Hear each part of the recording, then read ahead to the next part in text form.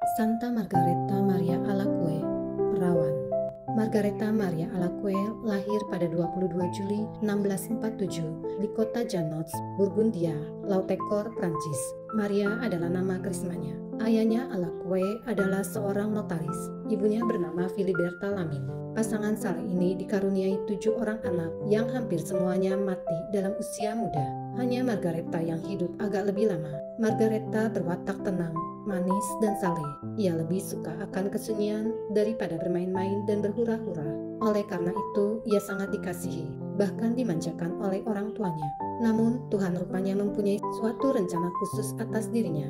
Untuk memperkuat mental dan imannya dalam rangka rencana rahasia itu, Tuhan mencobai dia dengan berbagai peristiwa yang menekan batin. Ayahnya meninggal dunia dan ibunya menderita sakit berat. Dalam situasi demikian, nenek dan bibinya sendiri tidak bersikap ramah padanya. Namun ia tidak mempedulikan semua perlakuan itu karena ia tidak mau menyakiti hati ibunya yang sedang sakit. Sementara itu, kesukaannya dalam kesunyian semakin membawa dia ke dalam kebiasaan untuk berdoa lebih kusyuk lagi. Cinta, bakti, dan hormatnya kepada Bunda Maria dan Tuhan Yesus yang hadir di dalam sakramen Maha Kudus sangat besar. Untuk memperkuat kehidupan rohaninya, ia menjalankan mati raga yang keras. Dan tanpa memahami dengan benar arti sebuah kaul, ketika masih muda, ia telah menjanjikan kemurniannya sepanjang hidup kepada Allah. Ketika masih kecil, ia dididik oleh suster-suster Claris di Carolles, Prancis. Dari usia 11 sampai dengan 15 tahun, ia menderita sakit rematik yang hebat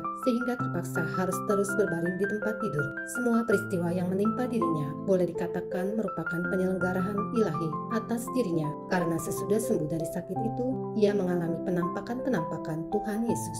Dalam penampakan-penampakan itu, Yesus biasanya tampak dalam keadaan bermahkota duri atau disalibkan. Pengalamannya akan penampakan-penampakan itu seolah terus mendesak dia untuk memasuki cara hidup membiara demi bakti yang menyeluruh kepada Allah. Oleh karena itu, pada 1671, ia masuk biara visitasi di Paray Lemonian.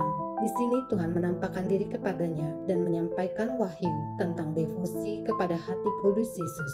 Pada Desember 1673, ia mendapat wahyu pertama berkenaan dengan penghormatan kepada hati kudus Yesus. Mulai saat itu, hatinya sendiri dipenuhi cinta ilahi Yesus. Selama 18 bulan, Yesus terus-menerus menampakkan diri kepadanya untuk menjelaskan apa yang telah dikatakannya pada wahyu pertama. Inilah isi ringkas pesan Tuhan itu.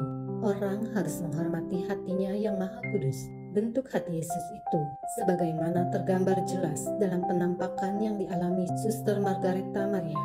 Ialah sebuah hati manusia yang bermahkota duri, tergores luka dengan api dan cahaya gemilang. Yesus mengatakan bahwa kendati pun ia sungguh-sungguh mencintai manusia, manusia membalas cintanya dengan sikap dingin dan acuh tak acuh. Secara khusus, ia mengingatkan umat akan bahaya ajaran sesat Jansenisme yang telah berkembang luas di seluruh Prancis. Adalah tugas Margareta untuk mengimbangi semua kelemahan dan kekurangan umat manusia. Margareta harus sering menerima komuni kudus, teristimewa pada hari Jumat pertama setiap bulan selama 9 bulan berturut-turut. Selain itu, ia harus berjaga di hadapan sakramen Maha Kudus pada setiap malam Jumat sebagai kenangan akan penderitaannya dan pengkhianatan atas dirinya di Taman Getsemani pada hari Kamis Putih. Pada oktav Hari Raya Tubuh Kristus 1675, Tuhan sekali lagi menampakkan diri kepada Margareta untuk memberikan kepadanya wahyu hati kudus yang terakhir dan yang terpenting. Ingatlah akan hatiku yang begitu mencintai manusia hingga habis-habisan, bahkan menjadi lelah dan habis terbakar oleh cinta itu. Sebagai pengganti terima kasih, aku menerima dari banyak orang hanya sikap acuh tak acuh, ketidaksopanan, dan dosa sakrilegi, sikap dingin dan caci maki. Meskipun Margareta memberikan kesaksian tentang penampakan-penampakan Tuhan padanya, rajin dan tabah dalam menghormati hati kudus Yesus, devosi khusus terhadap hati kudus, sebagaimana diminta langsung oleh Yesus, tidak ditanggapi serius dan tidak diakui oleh gereja dalam kurun waktu yang cukup lama sesudah kematian Margareta. Ia sendiri mendapat perlakuan yang kurang simpatik dari rekan-rekan susternya, karena mereka menganggap semua penampakan yang diceritakannya adalah bohong belaka. Untunglah bahwa tidak semua rohaniwan bersikap demikian. Dalam penyelenggaraan ilahinya, Tuhan mengutus Pastor Claude de la Colombiera SY menjadi Bapak Pengakuan untuk suster-suster visitasi di Biara Parailemonial. Dialah orang pertama yang menaruh perhatian besar kepada cerita-cerita Suster Margareta tentang penampakan-penampakan Tuhan serta pesan-pesannya itu. Beliau menunjukkan sikap simpatik dan memberikan dukungan besar kepada Margareta.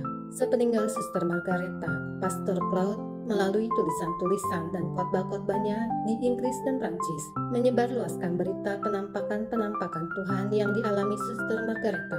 Seluruh umat tertarik pada peristiwa itu.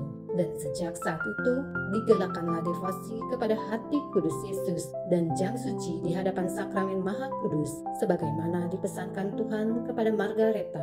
Tidak lama kemudian, pada 1765, pesta hati kudus Yesus direstui oleh Paus, dan Margareta menjadi teladannya. Margareta Maria Alacoque meninggal dunia di Biara Parailemonial pada 17 Oktober 1690. Ia dinyatakan santa pada 1920. Santa Margareta Maria Alacoque, doakanlah kami.